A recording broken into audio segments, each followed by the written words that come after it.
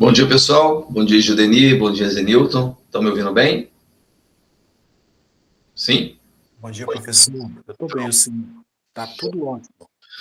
Maravilha. Então, vamos começar aqui o nosso... Bom dia, Judeni. Vamos começar a nossa aula de hoje, dando continuidade, na verdade, ao que nas nossas oficinas de Direito Tributário, segunda fase da OAB.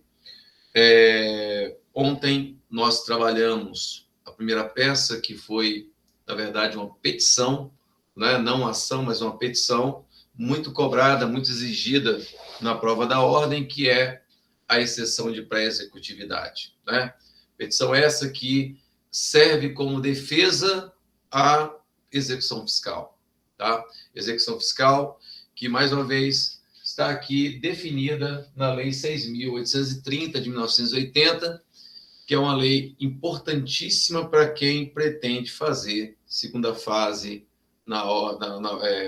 segunda fase da ordem em matéria tributária, evidentemente. Então, professor, eu quero fazer tributário. O que eu tenho que estudar? Bom, CTN, Constituição Federal, no que diz respeito ao Sistema Tributário Nacional, que vai ali do artigo 145 até o artigo 163 da Constituição Federal, importantíssimo para a primeira fase e para a segunda fase. E quando eu falo segunda fase, eu estou tratando não só das peças, mas das questões abertas, tá? Porque não adianta você ter um desempenho razoável na peça se você não tiver também um desempenho razoável, pelo menos nas questões abertas, porque a soma dos dois você tem que ter 6 pontos, né? Então, além dessas duas leis, professor, eu tenho que saber, eu tenho que dar uma olhada especial em outra lei? Aí claro que sim. Aí eu falo, Lei de Execução Fiscal, Lei 6.830 de 1980, que trata da execução fiscal a nível Brasil, tá? Veja, é uma lei federal que estabelece uma regra para os fiscos, para as fazendas públicas da União, dos estados, do Distrito Federal e dos municípios, ok? Então, além dessas, bom, um conselho que eu sempre dou para o meu aluno é: se você vai enfrentar uma prova da ordem segunda fase em direito tributário, é essencial, quase que obrigatório, que você compareça até no dia da prova com um vade-mecum tributário. Não adianta, pessoal, você comparecer com um vade-mecum geral, aquele geralzão que você tem, que tem direito penal, direito civil, direito do trabalho, direito tributário. Tem que ser um vade-mecum tributário, tá? Por quê? Porque o vade-mecum tributário, ele traz Sistema Tributário Nacional, 6.830, CTN, Lei Complementar 123, que a gente vai trabalhar hoje, tá? Essa 116, na verdade, que trata do ISS, leis aduaneiras, tá? Legislação aduaneira, na verdade, e cai muita questão aberta relacionada a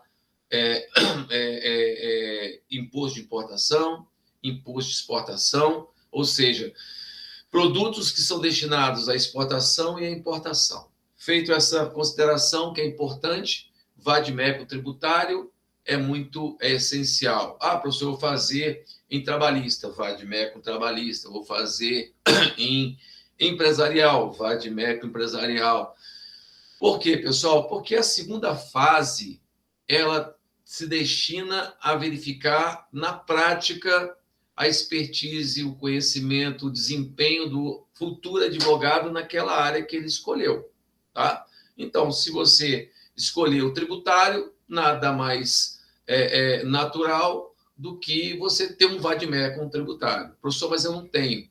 Bom, aí você tem que adquirir um vade-mecum tributário, possivelmente atualizado. Professor, se eu indica algum, eu não vou fazer propaganda de nenhum, pessoal, mas assim, o que o pessoal utiliza muito é da Minard, né?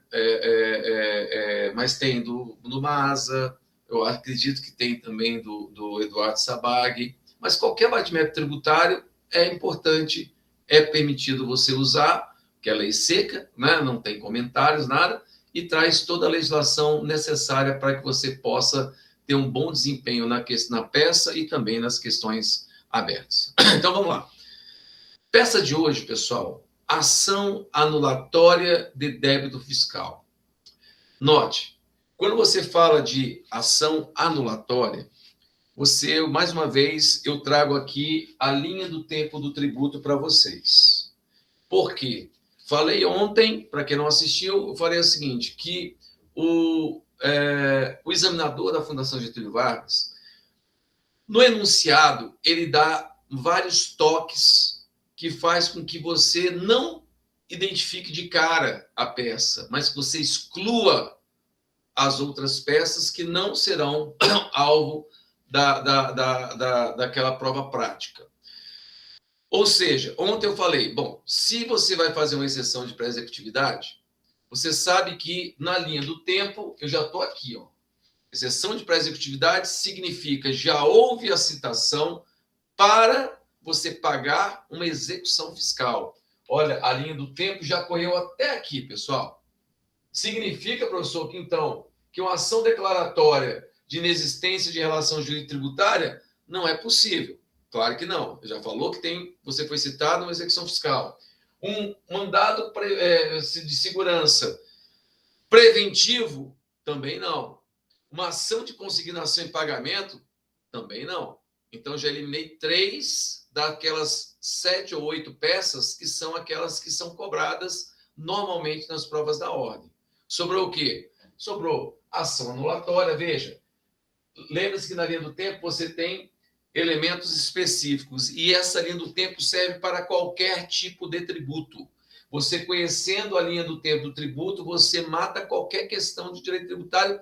Se você não conhecer o direito material, você vai matar por eliminação.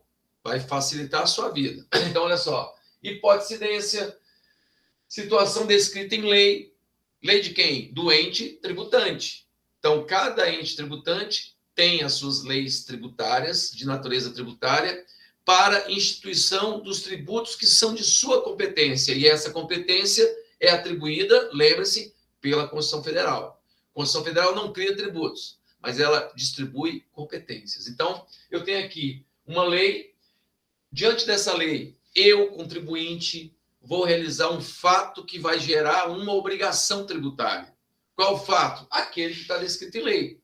Quando eu realizo um fato exatamente como descrito na lei, ocorre o que nós chamamos de subsunção tributária, pessoal. Subsunção tributária nada mais é do que eu ter a lei e eu realizar exatamente aquilo que está previsto na lei. E aí, pessoal, em matéria tributária, quando existe a subsunção tributária, ocorre o que nós chamamos de obrigação tributária. Eu tenho agora a obrigação tributária principal de pagar aquele tributo respectivo, aquele que está definido na lei.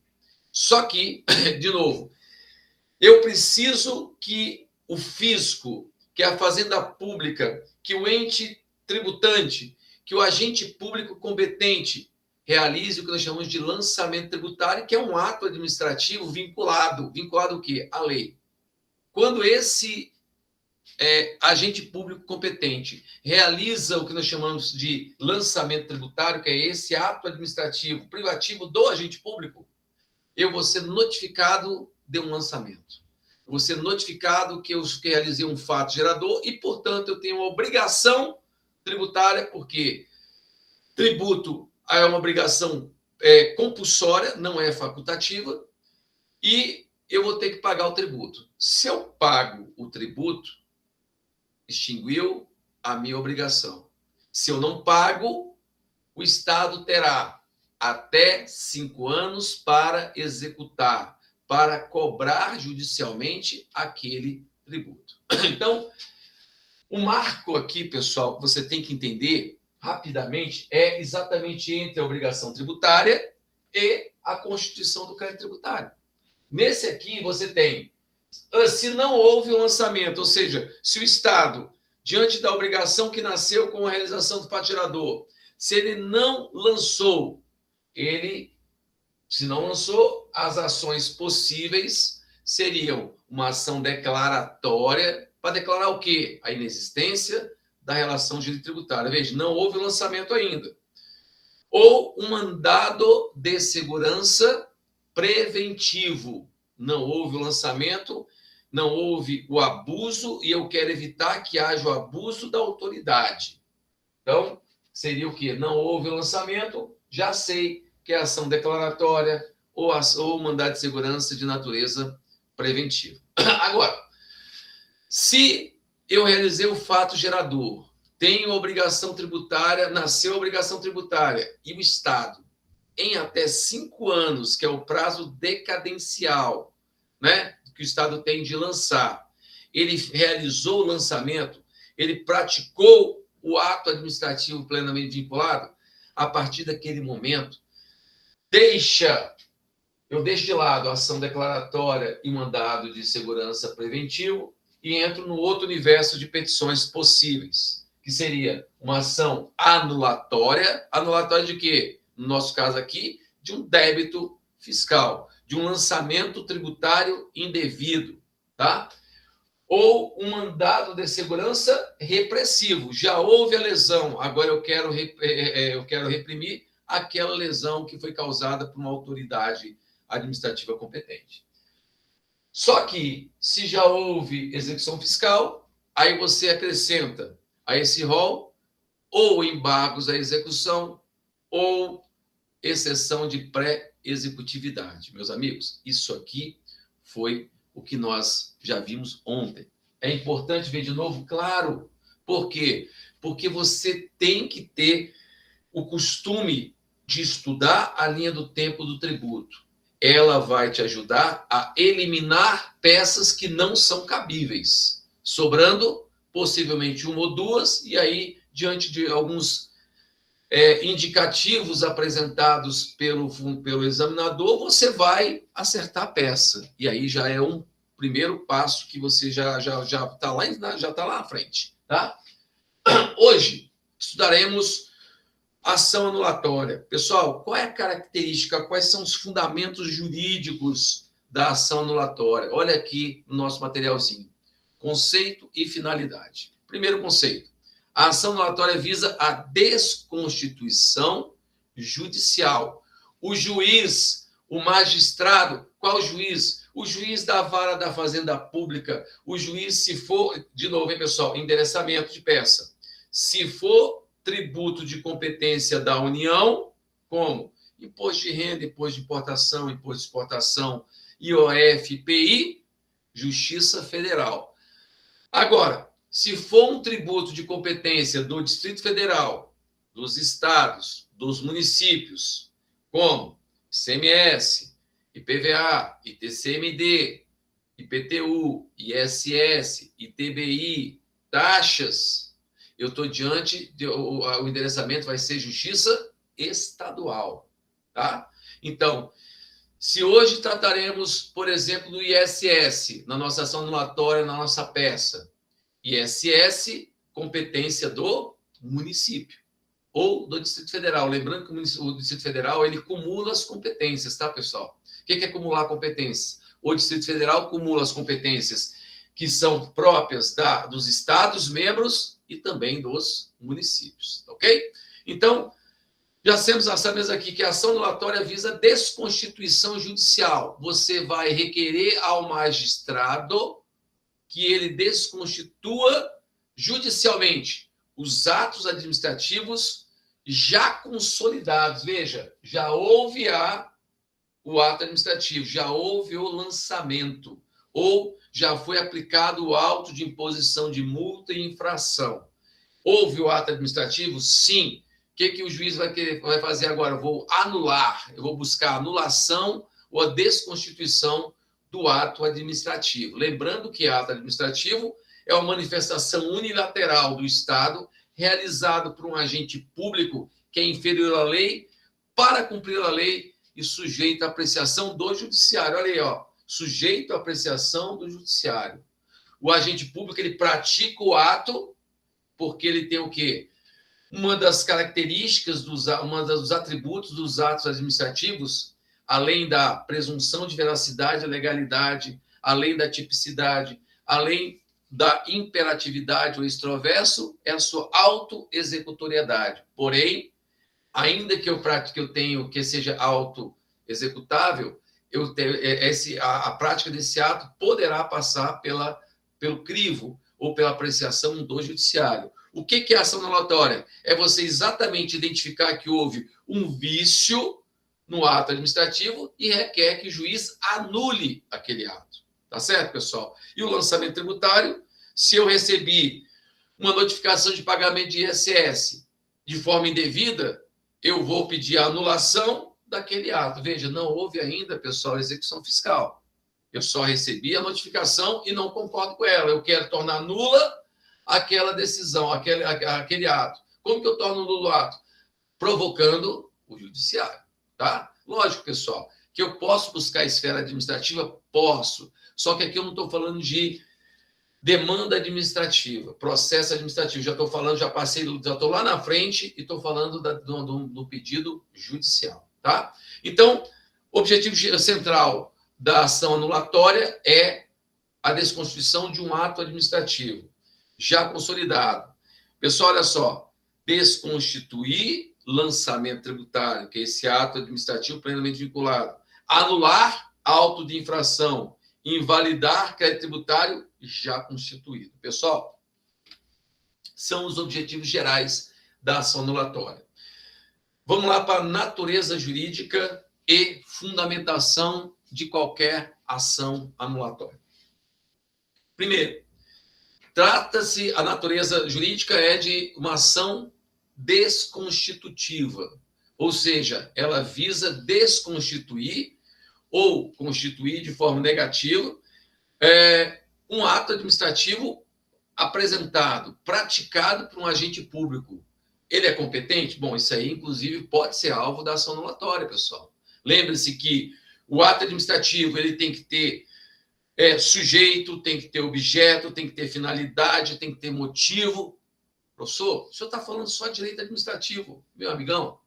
Quando você fala de cobrança de tributo, é 100% direito administrativo. Então, professor, para que eu possa pensar, peticionar, para que eu possa viver o direito administrativo, eu preciso conhecer o direito tributário, eu preciso conhecer o direito administrativo? Sim, pessoal. Se você não conhece direito administrativo, atos administrativos, se você não sabe o que é isso, não sabe o que é um agente público, as características dos agentes públicos, os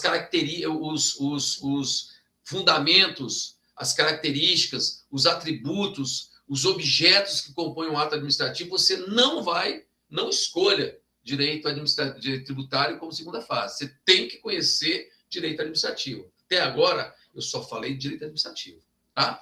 Então, vamos lá. Possui o rito comum. Pessoal, o que é o rito comum? Você tem procedimentos comuns e procedimentos especiais. Quando você fala de ação anulatória, ela segue o rito do procedimento comum, podendo ser acumulado com o quê, pessoal? Com repetição de indébito. Por quê? No nosso caso, uma empresa ela prestava serviço em um município, só que um outro município, onde estava a sede, cobrava o ISS. E ela pagou durante 5 anos, ela pagou o ISS de forma indevida para aquele município onde estava a sede da sua empresa.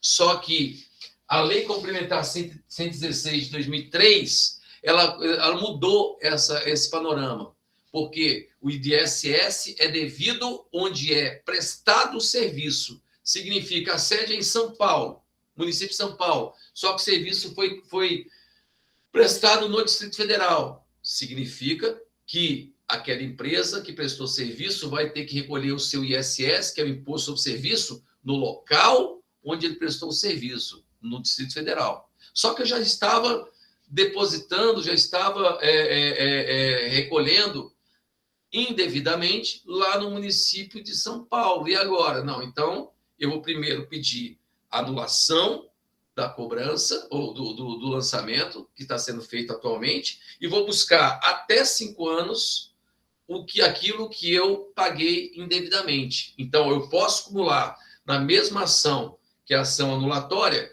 o pedido pedindo a anulação do procedimento do débito fiscal e mais o que, pessoal? Requerer na mesma ação a repetição de débito. Pessoal, aqui não é direito do consumidor.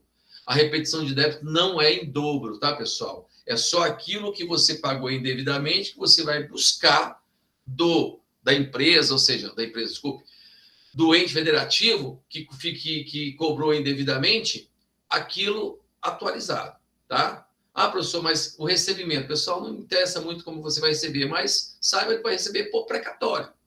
Ah, professor, mas eu poderia receber sem precatório? Aí você teria que pensar em uma medida administrativa. Mas agora a gente está pensando em medida judicial para a prova da ordem, tá?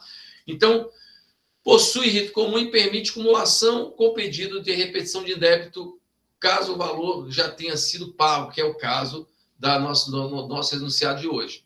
Base legal, pessoal. Lei de execução fiscal, artigo 38. Professor, a fundamentação está lá na lei de na lei de execução fiscal? Tá, pessoal. Você pegar o artigo 38, ele fala exatamente na possibilidade de você buscar uma ação anulatória quando você não concorda com o ato administrativo que já foi executado. Olha só, o ato já foi praticado. Se não foi praticada ainda, ação declaratória. Se já foi praticado, ação anulatória. CTN, pessoal, CTN, lógico, base de tudo, artigo 165 e 168 do Código Tributário Nacional. E no CPC, quando você fala de tutelas emergenciais, tutelas de urgência ou de evidência. Então, artigo 294 e 300 do CPC. Lembrando que a própria lei de execução fiscal, ela fala, aplica-se as regras da lei. Qual lei? 6.830. E, de forma subsidiária, aplicar-se-á as regras do CPC. Então, eu primeiro vejo o que está na lei 6.830, aplico a regra que está ali. Naquilo que couber, de forma subsidiária, ou seja, faltou aqui, eu aplico as regras do CPC. Tá? Vamos lá, pessoal. Seguindo. Cabimento e processo. Admissibilidade de ritos. Vamos lá. Primeiro, hipótese de cabimento da nossa lei, da nossa ação de ação anulatória de débito fiscal. Primeiro, vícios de origem, nulidade do lançamento ou erro na competência tributária. Pessoal, olha só. Nulidade do lançamento. O lançamento foi feito contra contribuinte errado, ilegitimidade passiva. Foi feito com uma alíquota errada. Foi feita com base base de cálculo equivocada. Pessoal, veja, vícios de origem. A origem, ou seja, como que nasceu o ato administrativo, como nasceu o lançamento, por exemplo. E quanto à competência, foi cobrado pelo ente federativo errado. Eu deveria pagar para o município X, mas eu paguei para o município Y.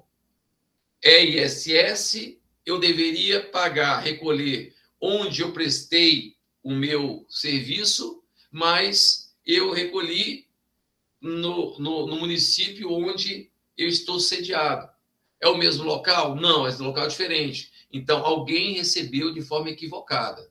Alguém que não é competente para poder receber aquele tributo, recebeu no lugar daquele que é competente. Para que não haja bitributação, porque os dois não podem cobrar.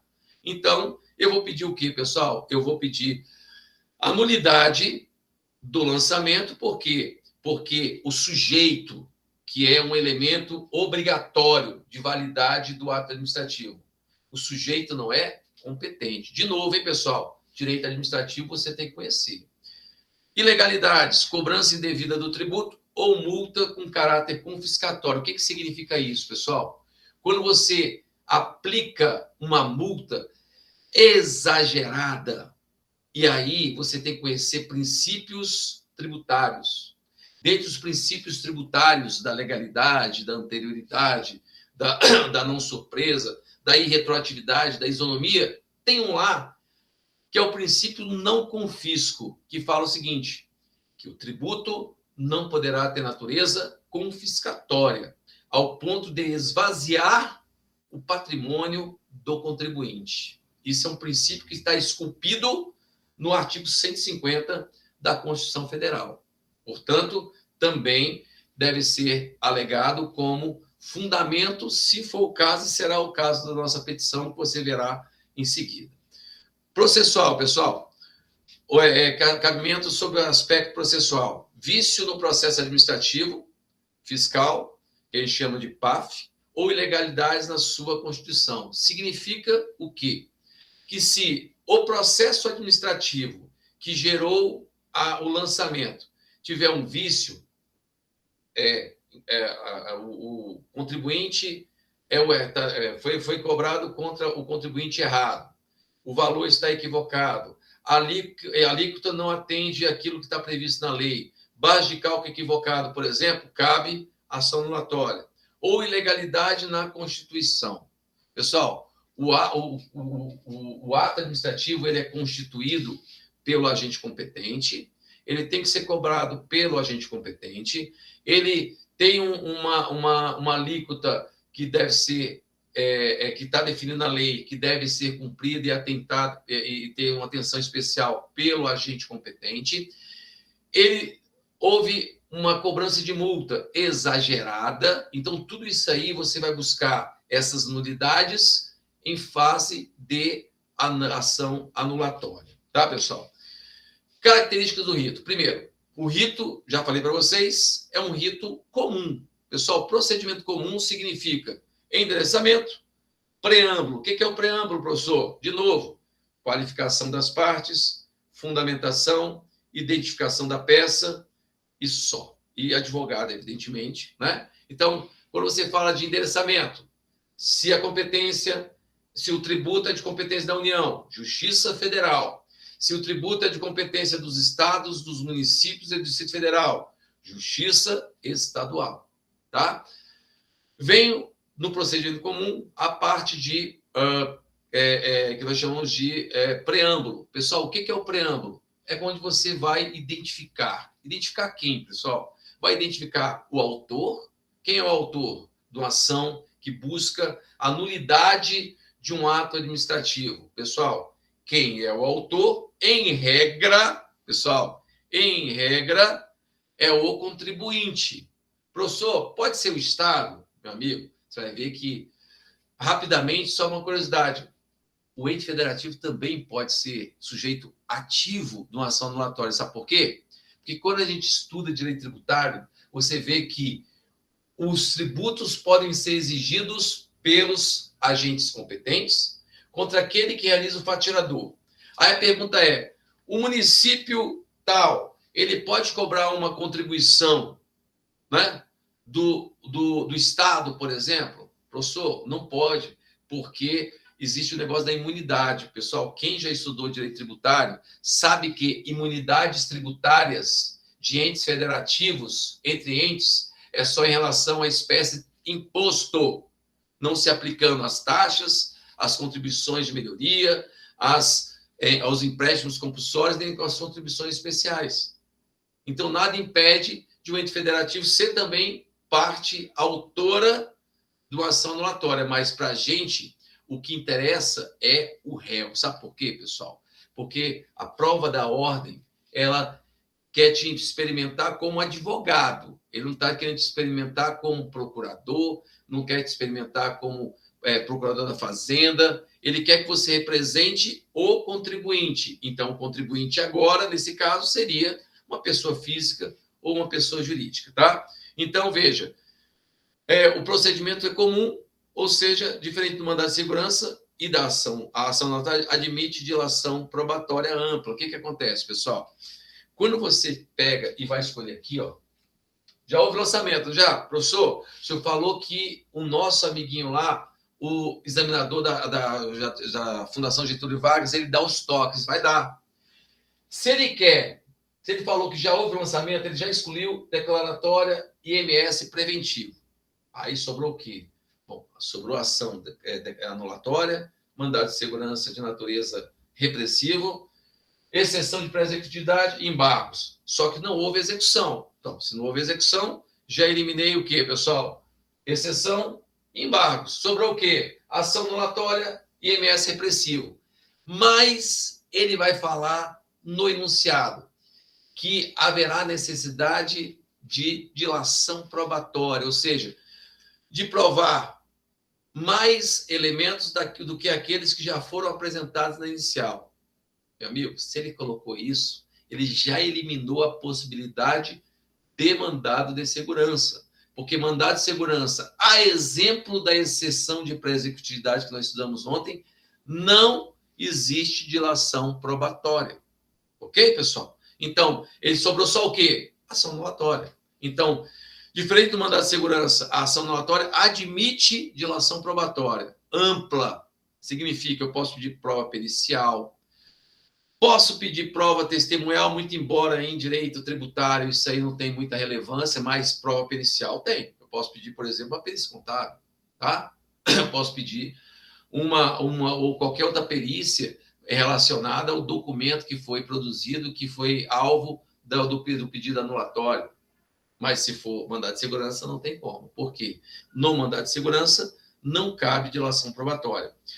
De novo, seguindo, é um meio adequado quando há necessidade de perícia contábil. Olha aí, pessoal, técnica ou contábil complexa para provar a inexistência do débito.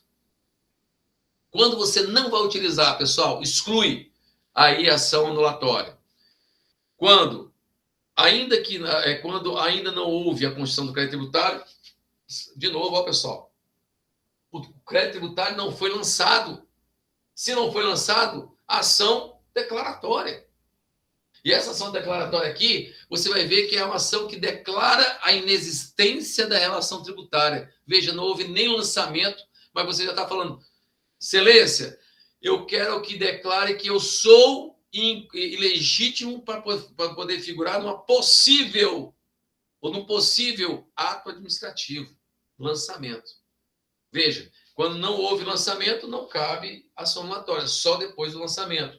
Quando há apenas ameaça de cobrança, pessoal, se for ameaça de cobrar, foi publicado um decreto do prefeito do município tal, falando que vai cobrar a partir de tal data o ISS daqueles que não estão previstos, que não têm a obrigação de pagar aquele tributo. Bom, se existe uma ameaça, eu posso tanto apresentar um MS preventivo como uma ação declaratória. Aí depois vem de novo. Haverá necessidade de dilação probatória, excluir o mandado de segurança. Tá bom, pessoal?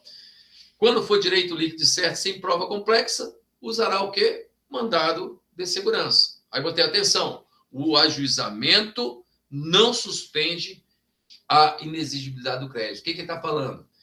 Houve a cobrança do crédito. Olha só, foi lançado. Eu quero pedir a nulidade. Pessoal, quando você protocoliza, quando você, na verdade, distribui a ação anulatória, ela, por si só, não vai suspender a possibilidade do Estado cobrar o débito. Ela não tem efeito suspensivo. E agora, professor? Agora você vai ter que conhecer direito tributário. Por isso que eu falo, quer fazer segunda fase de direito tributário? Conheça minimamente a parte material. E quando você estuda lá na parte material, no direito material, causas de suspensão da exigibilidade do crédito tributário, ou seja, causas que o CTN coloca no rol taxativo, que você contribuinte praticando, vai suspender a possibilidade do Estado de cobrar aquele tributo naquele momento. Você tem o parcelamento, moratória, depósito, montante integral, e tem uma outra causa, que seria liminar ou tutela antecipada em outras ações. Pessoal, o que suspende a possibilidade do Estado cobrar aquele tributo vai ser a concessão de uma tutela antecipada de urgência ou de evidência. Note, toda vez que você estiver diante de uma ação anulatória em matéria de segunda fase da prova da ordem, você obrigatoriamente vai requerer a tutela antecipada de urgência para quê? Para suspender a possibilidade do Estado cobrar aquele tributo. Ok, pessoal? Até aí tudo bem? Entenderam aí? Tá claro para vocês? Sim? Não? Talvez? Vamos lá, então, seguir. Pessoal, isso é muito importante. Toda vez que você estiver diante de uma ação anulatória, você vai obrigatoriamente pedir uma tutela antecipada de urgência para suspender. Para suspender o quê? O crédito? Não. Você vai suspender só a possibilidade do Estado cobrar aquele crédito até o trânsito julgado da ação. Tá? Pessoal, olha só. Isso aqui já são as teses que a gente pode trabalhar dentro da nossa ação anulatória. Requisitos. Fumus boniuris e periculum mora no que diz respeito à tutela antecipada de urgência. Mostrando o quê? Na tese. Mostrando que o risco da demora, que se o juiz não agir naquele momento, haverá dano irreparável e de difícil reparação. A suspensão da possibilidade do Estado cobrar o tributo. Está prevista onde? Artigo 151, 5 do Código Tributário Nacional. Ele tem o rol de causas de suspensão do crédito tributário. Finalidade, impedir protestos, inscrição em dívida ativa e atos constritivos próprios de quê, pessoal? Próprios de uma execução fiscal. Enquanto tiver suspenso, o Estado não pode cobrar. Quer dizer que ele não vai entrar com a execução fiscal? Não, por quê? Porque você tem uma tutela antecipada que falou, espere, você, Estado, vamos discutir aqui a nulidade do ato, depois que for discutido, eu vou e autorizo que você faça a cobrança judicial. Tanto que a causa, essa causa aqui vai suspender a prescrição do Estado em cobrar, tá, pessoal? Então, é uma causa de suspensão da prescrição, que é o direito que o Estado tem de cobrar aquela dívida. Meus amigos, vamos lá, então, a referência aqui é do nosso trabalho, vamos para a peça prática, que é o que interessa para a gente. Como é que cai, pessoal? Como que seria, professor, uma forma, um jeito, ou como que já caiu na prova da ordem uma peça de uma ação anulatória com repetição de indébito? Pessoal, isso aqui é um enunciado que já foi cobrado, que foi tirado da prova da ordem. Eu acrescentei ao enunciado original a questão da repetição de indébito que não tinha no original. Então, se você procurar lá nas provas que já foram realizadas pelo OAB, você vai ver que tem essa questão exatamente igual, só que não tem repetição de indébito. Eu incluí a repetição de indébito para ficar mais completa a petição de vocês. Pessoal, podemos continuar? Ok? Sim? O pessoal hoje está parado, e ontem o pessoal estava mais atento, mas vamos lá. Pessoal, vamos fazer uma leitura do enunciado. Como que cai? A Sociedade Empresária Recicla Brasil, sediada no município Alfa, atua no ramo de coleta, remoção e tratamento de reciclagem de resíduos sólidos urbanos.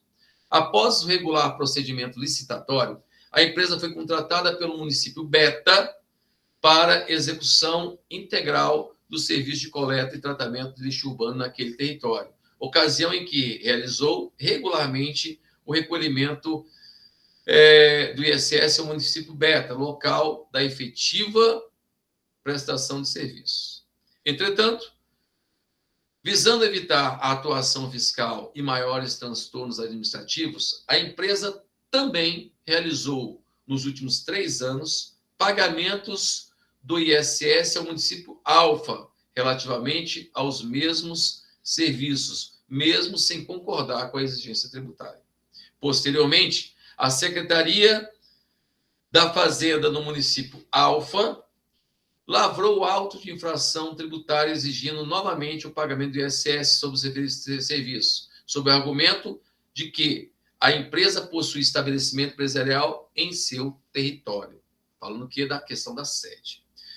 Além da cobrança tributária, foi aplicada uma multa equivalente a 150 salários, 150% do valor devido, exigido, tendo o município alfa advertido a sociedade empresária de que, em caso de inadimplemento, no prazo de 30 dias, seria promovida a interdição administrativa de seu estabelecimento.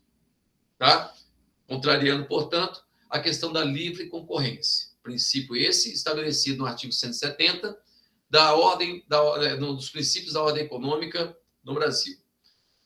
A empresa procura você na qualidade de advogado. Meu amigo, quando fala procura você, você vai colocar seu nome no final da petição? Nunca, jamais, hipótese alguma. Você vai criar o nome de um advogado? Não, pessoal. Isso é identificação de peça e vai anular a sua peça.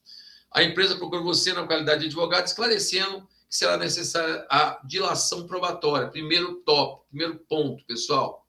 Haverá necessidade de dilação probatória, não cabe, portanto, mandado de segurança repressivo, especialmente mediante a produção de prova testemunhal, documental e pericial, para a comprovação do efetivo local de prestação de serviço. Na condição de patrona, ou seja, advogado da sociedade empresária, elabore a medida judicial cabível visando desconstituir o lançamento tributário, afastar a multa aplicada, impedir a interdição do estabelecimento empresarial e obter restituição de valores indevidamente pagos ao município alfa. Meus amigos, vamos lá.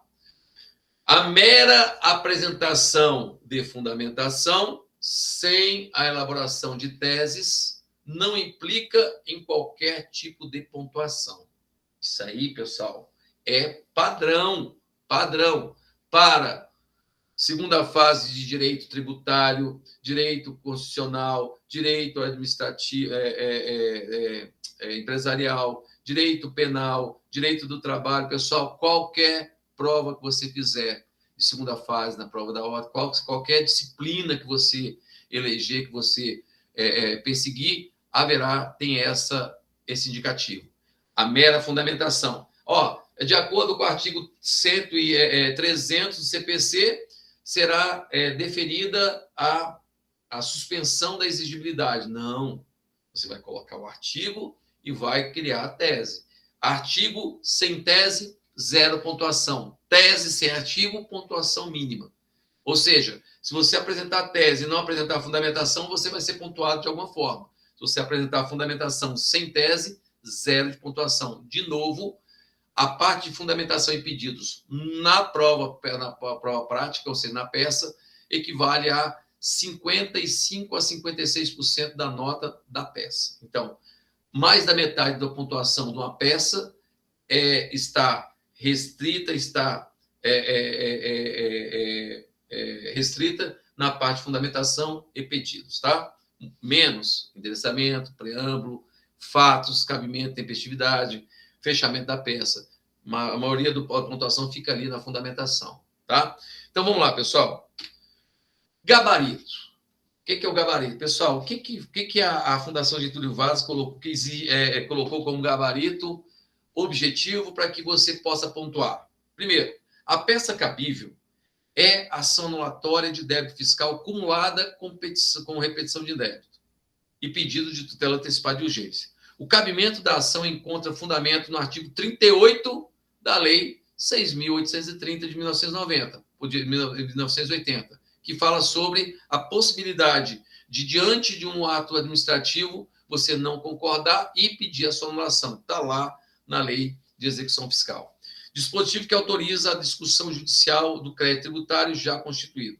A suspensão da exigibilidade do crédito poderá ocorrer por decisão judicial, conforme artigo 151.5 do CTN. Já o direito à restituição de valores pagos indevidamente encontram previsão no artigo 165 e 168 do CTN. Pessoal, está vendo aí? Você tem que ter um vadimeco tributário? Claro que sim. Porque a Lei 6.830, você não vai achar no seu vadimeco normal. Vai estar no vadimeco tributário, tá? A tutela de urgência deverá observar os artigos 294 e 300 do CPC, diante a presença do fumus boniuris e perigo de mora.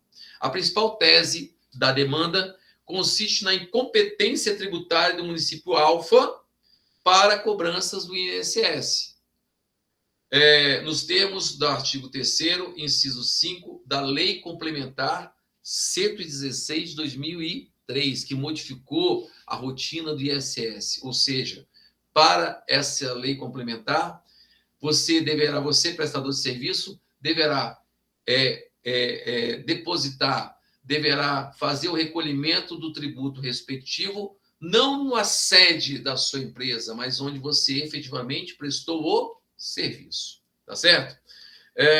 Possuindo direito à restituição daqueles valores que você pagou indevidamente nos últimos 5 anos, acrescidos de correção monetária e juros legais. A multa que o município está pretendendo cobrar de 150% do valor do tributo possui caráter confiscatório, ofendendo ou violando a vedação constitucional prevista no artigo 150(5) da Constituição Federal, além dos princípios da proporcionalidade e razoabilidade. Pessoal, principalmente o princípio constitucional do não confisco, que está presente lá na Constituição Federal de 88, tá? Seguindo, a ameaça da interdição do estabelecimento empresarial configura sanção ou penalidade política vedada pela jurisprudência do Tribunal do STF. Aplicam-se, no caso, a súmula 70 do STF, que considera inadmissível a interdição de estabelecimento como meio coercitivo para a cobrança, e a súmula 323 do STF, do mesmo tribunal, que veda a apreensão de mercadorias para a cobrança de tributos. E ainda a súmula 547 do STF, que impede as restrições ao exercício financeiro profissional do contribuinte em débito. Pessoal, veja, 3 súmulas de natureza tributária. Amigão, se você não tiver seu VADMEC tributário, você vai ficar perdido procurando essas súmulas no meio de várias, inúmeras, centenas de súmulas do STF. Então, você tem que ter o VADMEC tributário. E, ao final, deverão ser formulados pedidos de concessão de tutela de urgência para suspensão da exigibilidade do crédito tributário, anulando o lançamento tributário, declaração de inexistência de relação de direito tributário, nulidade da multa confiscatória, restituição de valores e produção de provas documental. Pessoal, veja, lá na exceção de pré-executividade não existiu o quê?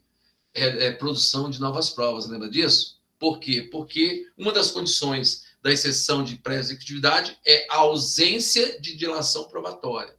No caso da ação anulatória, que é procedimento comum, você tem o quê, pessoal? No procedimento comum, a fase postulatória, a fase de saneamento, a fase de instrução e a fase decisória. Pessoal, isso aqui é o procedimento comum. Ah, professor, eu não lembro procedimento comum. Vai estudar processo civil 1, 2, na verdade. Por quê?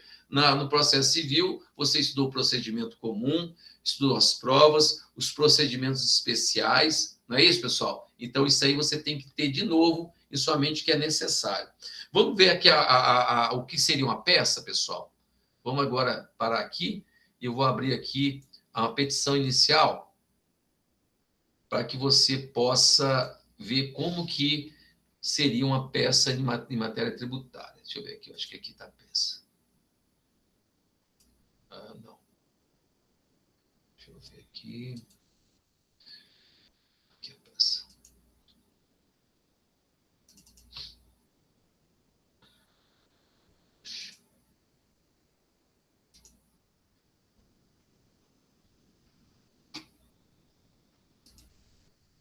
Maravilha, pessoal, vamos lá.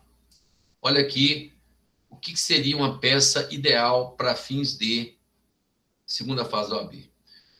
Professor, eu vou conseguir fazer essa peça? Meu amigo, você vai, com certeza absoluta, saber fazer a peça.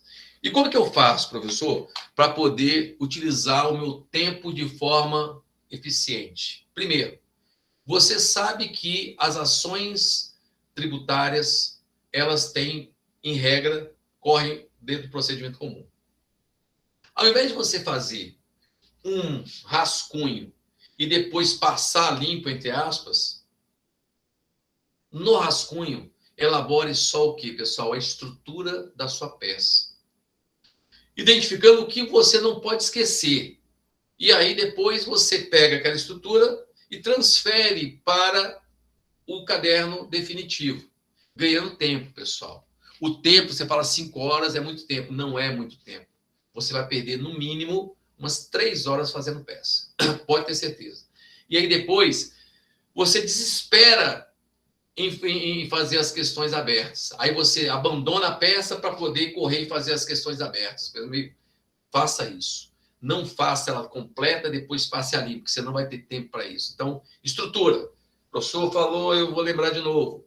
Endereçamento, se o tributo é federal, Justiça Federal. Se for tributo estadual, municipal, distrital, Justiça Estadual. Ponto.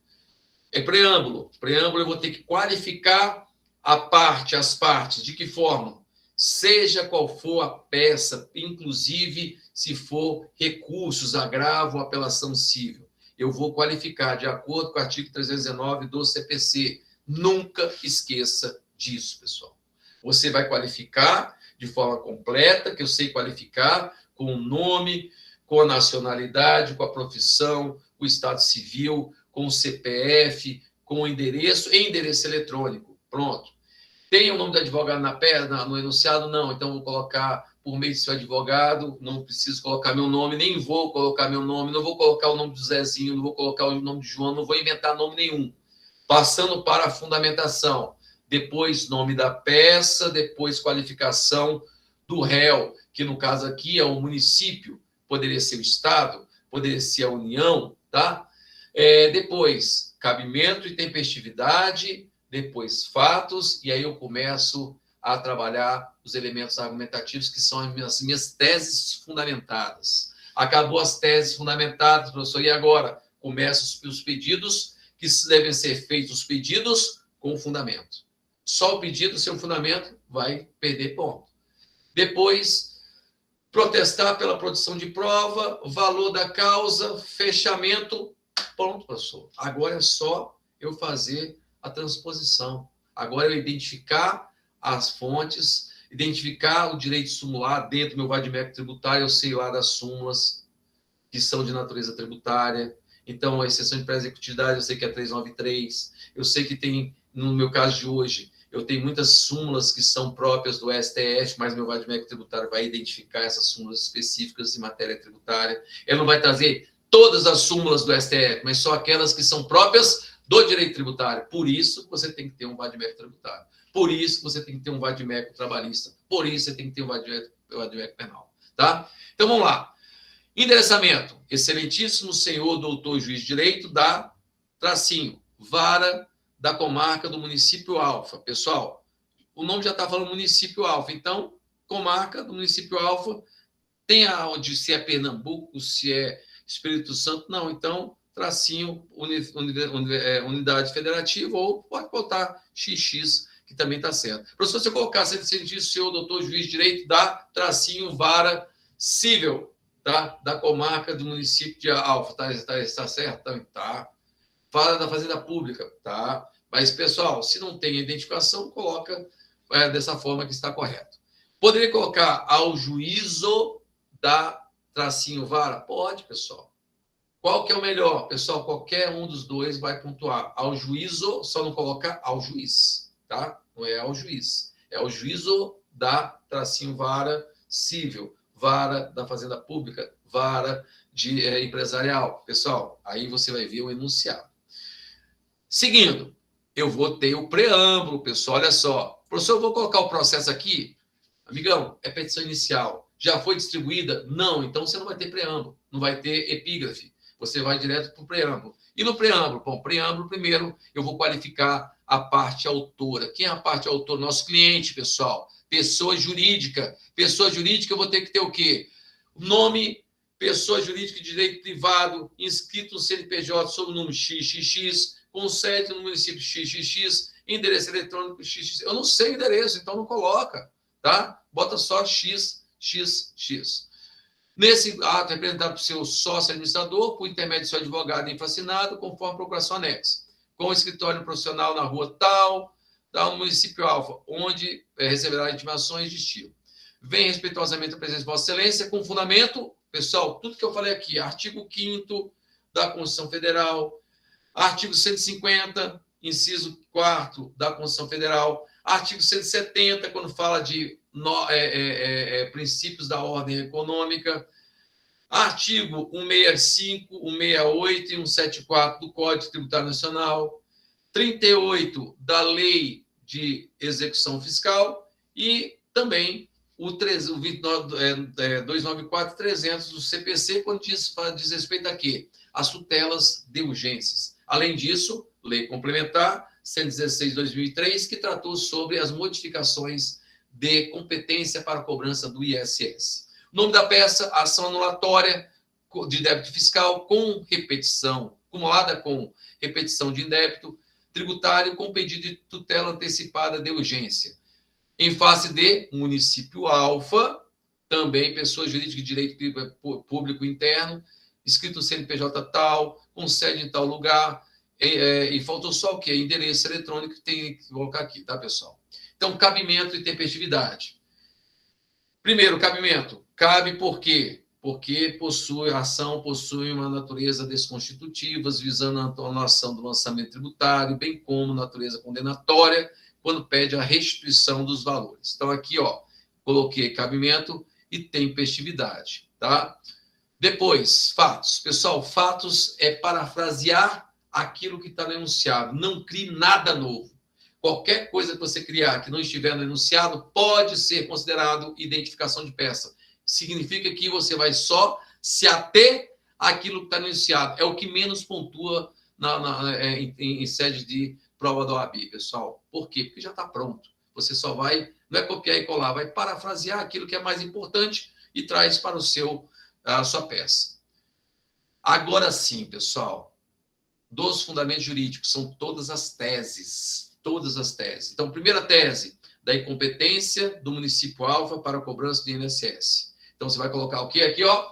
Lei Complementar 116, que mudou a dicção ou entendimento dessa matéria. Ou seja, você vai sempre prestar ou fazer os recolhimentos no município onde você efetivamente prestou o serviço, não onde você tem sede, tá? Então, eu coloquei aqui, ó, o artigo e coloquei imediatamente o quê? A tese, pessoal. Veja, o simples, se eu indicar só o artigo 3º, não pontua nada. Eu tenho que colocar a fundamentação seguido da tese, tá, pessoal? Para ter a pontuação completa. Depois, questão do repetição de débito. Paguei indevidamente. Eu posso buscar 3 anos, eu paguei indevidamente o valor do ISS. Paguei errado. Paguei 2 vezes. Alguém tem que me devolver dinheiro. Esse alguém, você vai entrar aqui, ó. Primeiro, vai apresentar o fundamento, artigo 65, e depois você apresenta aqui, ó, a tese, tá? O que mais, pessoal? A questão do caráter confiscatório da multa. A multa de 150%. É exagerado? É exagerado. Onde que eu vou buscar a minha tese? A fundamentação? Lá na Constituição Federal. Artigo 150, inciso 4 da CF. Eu vou identificar aqui, ó, de novo, eu vou identificar o artigo, vou fundamentar e apresentar a minha tese. Professor, eu posso acrescentar mais coisas na tese? Pessoal, só o que está aqui já é o suficiente. Mas você quer acrescentar que a questão da multa se aplica de forma isonômica aos tributos, uma vez que multa não é tributo, mas a interpretação do STF, do STJ, nesse sentido, é que você aplica o princípio não confisco também às multas, possa acrescentar? Pode também, tá? Da ilegalidade da sanção política, pessoal, aqui, ó, você tem vários, você vê que é tudo sumular. O que o artigo 70 fala, a súmula 70 do STF fala? Que é inadmissível a interdição do estabelecimento como meio coercitivo para a cobrança dos tributos. Aí depois, a mesma casa judiciária fala que é inadmissível a apreensão de mercadorias como meio coercitivo. Depois, não é lícito a autoridade. Veja, eu coloquei aqui, ó, a fundamentação, que são as 3 súmulas, mas já tinha feito o que aqui, pessoal? Antes, a minha tese. Fundamentação com tese, fundamentação com tese. Se você só fundamentar, 0. Se você fundamentar com a tese, pontuação completa. Se eu colocar só a tese, pontuação mínima, tá, pessoal? Mas tem pontuação. Depois, por último, a tutela de urgência. Pessoal, para que eu quero a tutela de urgência? Eu quero impedir que o Estado execute, que ele cobre. E como que eu faço isso? À luz do artigo 151.5 do CTN, onde tem as causas de suspensão do crédito tributário, do lançamento do causa de suspensão da cobrança da dívida, você tem lá, uma delas é a tutela antecipada em outras ações. Quais ações? Ação declaratória ou ação anulatória. Coloquei aqui, ó, pessoal, os fundamentos e trouxe a parte de tese, tá? Depois eu tenho a parte final que tem que ser completa. Não adianta você fundamentar de forma completa. Não adianta você colocar os fatos se você não pedir de forma completa. E como que eu peço de forma completa? Você colocar o pedido seguido da fundamentação. Sempre, pessoal. Pedido e fundamentação. Pedido e fundamentação. Eu preciso delongar muito, mas o pedido tem que ser objetivo, mas tem que ter seguido da fundamentação. Então, olha só. Primeiro pedido, concessão da tutela de urgência nos termos do artigo 394 e 394 e 300. Para que fim, pessoal? Para o fim de suspender a exigibilidade do crédito tributário, impedir a interdição do estabelecimento empresarial, impedir a inscrição de dívida ativa, impedir protesto de débito ou qualquer meio coercitivo de cobrança da tributária. Pessoal, o que você quer fazer? Estado, município, para tudo. Vamos discutir aqui a nulidade. Depois, se for o caso, você faz todos esses meios coercitivos. Mas, por enquanto, você fica impedido. Você não pode cobrar, você não pode negativar, você não pode praticar qualquer meio coercitivo para evitar que eu continue a minha atividade empresarial. E, para isso, eu preciso ter uma tutela antecipada de urgência. B. Citação do município nos termos do artigo 238 e seguintes do Código de Processo Civil. Veja, pedido e fundamentação. C. A total procedência da ação com fundamento no artigo 38 da Lei 6.830 e artigo 3º, inciso 4º, 6º da Lei Complementar 116.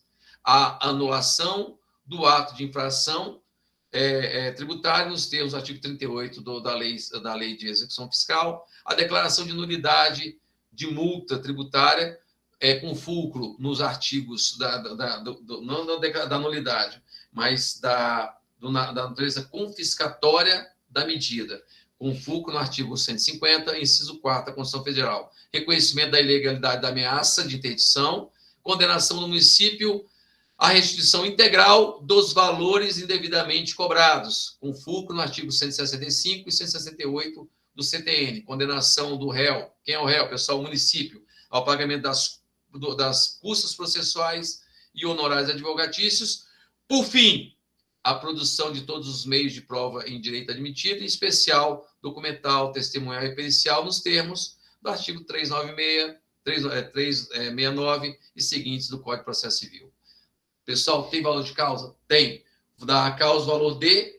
Qual é o valor da causa? Olha, eu coloquei aqui, correspondente à soma do crédito tributário, multa e valores que estão sendo exigidos, estão sendo perseguidos pelo fisco. Se o fisco está pedindo lá, valor principal é 300, mas com multas, etc., passou por 450, 1.000.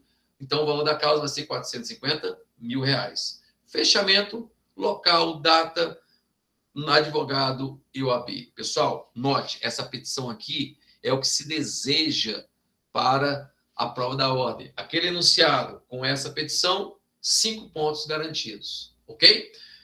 Meus amigos, chegamos ao fim do nosso encontro de hoje. Desculpa, tem que ser muito corrido, porque é 1 hora só para falar de um negócio que eu demoro quase 1 mês, tá, pessoal?